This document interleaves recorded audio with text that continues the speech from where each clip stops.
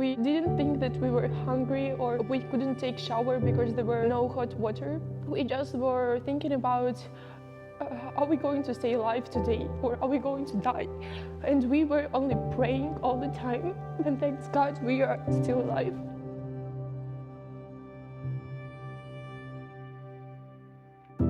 I'm Ruslana. I'm staying here in Poland at the church.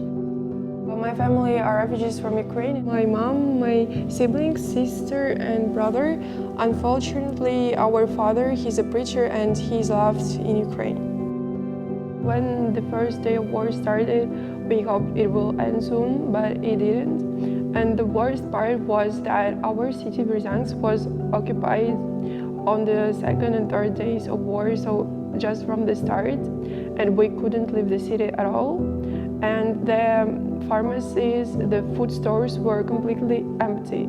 People couldn't buy food or even like simple medicines. And also we didn't have any network, or we couldn't even call that we are alive. And our grandmother, she was so worried and we couldn't tell her that we are alive. It was so bad. Ruslana and her family are among the millions of refugees fleeing the conflict in Ukraine. Few know where they will end up.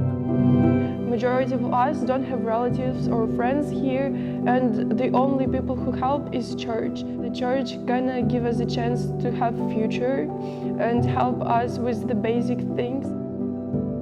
And here's a bedroom, so we slept here. And it's quite comfortable, it's warm here and nice. And we are really glad that church provided us a place to sleep in. Adventist churches across Europe are redefining what it means for a church to be a sanctuary. ADRA supports their efforts to take in thousands of refugees. Jesus never asked, who are you? What is your nationality? Are you a good person or bad person? He was open. And I think this is a good example for us. When we are helping others, it's like Jesus' hands will be through us. We change because of Jesus, of His impact on us. And we want to be His hands. We want to be His feet.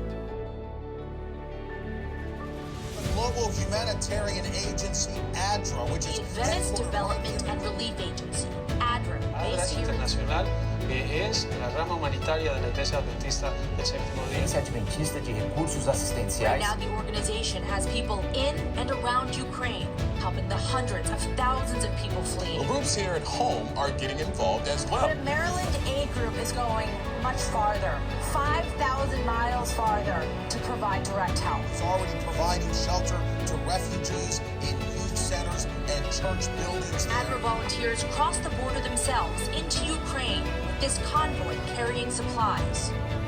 When they said like, don't worry, you can feel like at home here and we will help you because we are your brothers and sisters in God, they just supported us and that meant so much.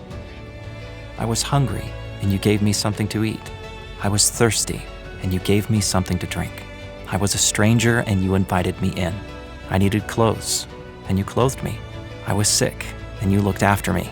I was in prison and you came to visit me.